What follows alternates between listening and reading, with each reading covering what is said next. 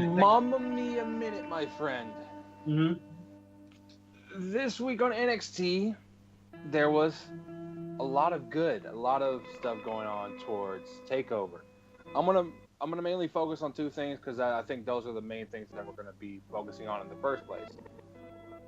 NXT literally started with Nikki Cross in the ring calling out. She kept saying, "A.O.P, A.O.P, A.O.P, A.O.P," and What? then yeah, What?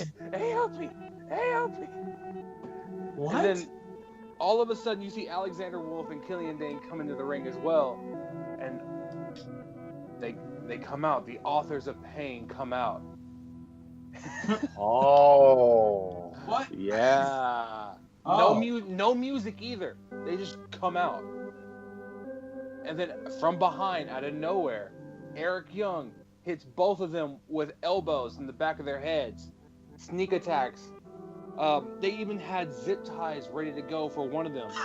They had zip ties? They had a zip tie ready for one of them to zip tie them to the guardrail. What? Take one into the ring, separate them, and attack. There is some serious strategy going on right here. Zip tie. This is turning out to be a great feud. With Okay. Eric Young returning, he's not even going to be in the match. He's just going to be at ringside. The fact they brought up zip ties, I'm impressed. Ellering's just sitting outside the ring, just, oh, what are my guys going to do? Nikki Cross is also insane because she was getting involved in the attacks. Oh, More power to her. More co-ed attacking each other, different sexes. uh-huh. I don't need. If you want to prove to me that these are women that are strong women, like a China style, you got to let them attack or fight with the big boys. Yes. Exactly. Which I'm fine with Nikki Cross getting in on the offense. I'm like, that's more power to her. I mean, especially since she really doesn't have anything going on the women's side going into Takeover. So True. But she can beat up Peyton Royce, maybe. that's true too, or Billy Kay. But at the end of this whole thing, the Sanity, I'm going to call them the Sanity because they're they both were holding up the NXT Tag Team titles. And even Nikki Cross grabbed one and started hugging him, like, I don't want to give it away. This is to make hope that Sanity can get the belt off the Authors of Pain. I hope they do too, because this would be some crazy stuff that happens. If the Authors of Pain drop the belts, they're going to the main roster. Exactly. James, what do My you have on question that? is, which one, and how quickly and why it's quick. Well, how long they've been in there? They've been there for like About a year now. I hear that's a sense. But do you think they're ready? I think they're ready, but if you put them in Raw, oh my goodness, tag team. If you're going to put the Authors of Pain on either show, they have a bonus. They have Paul. And Vince McMahon likes big sweaty men. This is true. So put them on Raw. I would love to see that, personally. Put them on Raw. Raw needs the SmackDown tag team division is fine. They don't need the Authors of Pain. You put the Authors of Pain on Raw, the Hardys, Sheamus, Cesaro, look out. No, Revival, look out. If they can stay healthy. Exactly. Later on in the night, William Regal is out in the ring to introduce Bobby Roode and Drew McIntyre for a face-to-face confrontation. McIntyre, of course, comes out first, has a nice gentleman's handshake with Regal, like always with the UK guys. And then here comes Bobby Roode, the glorious entrance, and then all of a sudden you see security. It's just like, why are they here? Apparently, the only reason they're even out there is to protect Bobby from Roderick Strong. Because Roderick Strong has been trying to attack him the last few weeks. And he just wants some protection. That makes no sense. It makes perfect sense when somebody's talking about somebody else's family. Bobby, don't be doing that. Bobby is cocky. Bobby is the perfect heel champion right now. Perfect heel champion. No. The most glorious heel champion right now. Thank you. That sounds better. Then Roddy actually does come out after the two exchange a few words talking about second chances and how I didn't need a second chance. I came right in the door and I took a chance. And I took over. Roderick comes out. Regal warns him he should not even be out here right now. And Roderick is like, hear me out. I just want to fight. And all of a sudden, Bobby Roode finds this weird way to manipulate Regal, McIntyre, and Roderick to set up a match for McIntyre to face Strong next week on NXT. If Roddy wins, he's not being put into the NXT title match at TakeOver. He's going to have a title match later on down the line. Okay. I think Bobby just used his Jedi mind tricks to have these two guys just beat each other up before TakeOver.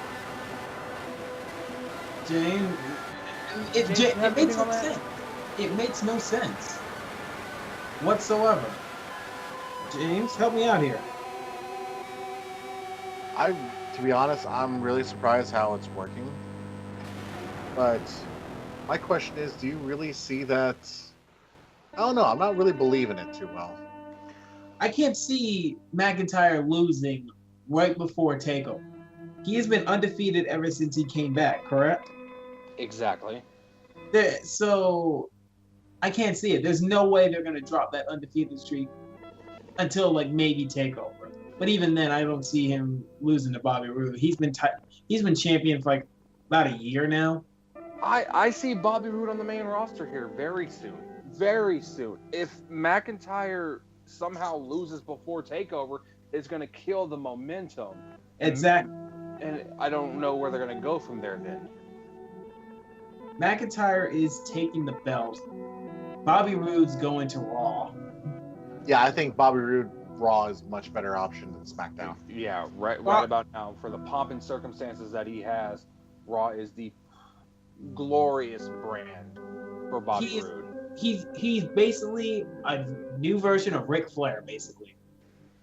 Well, he did learn a few things from Ric himself too.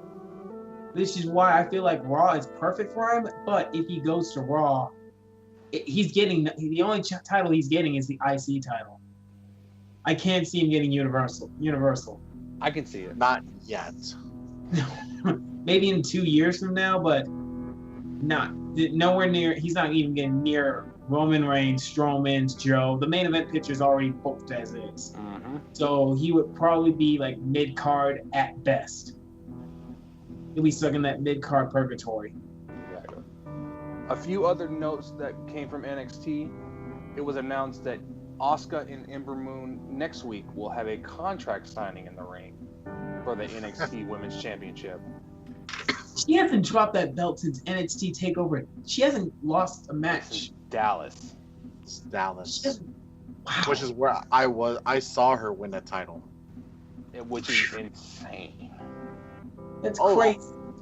I made the call. Like, I would say the first time that Bayley was getting choked, I looked at my buddies and go, they're not gonna let Bayley tap. She's gonna pass out. And then the second time they went for it, I'm like, this is probably it. She's gonna pass out. And all of a sudden you hear the bell. We're on the floor, so we can't see. And we're like, oh no, I called it. But if anyone's taking the belt off of Asuka, Ember Moon's it. Yeah, she's the only one I can see right now.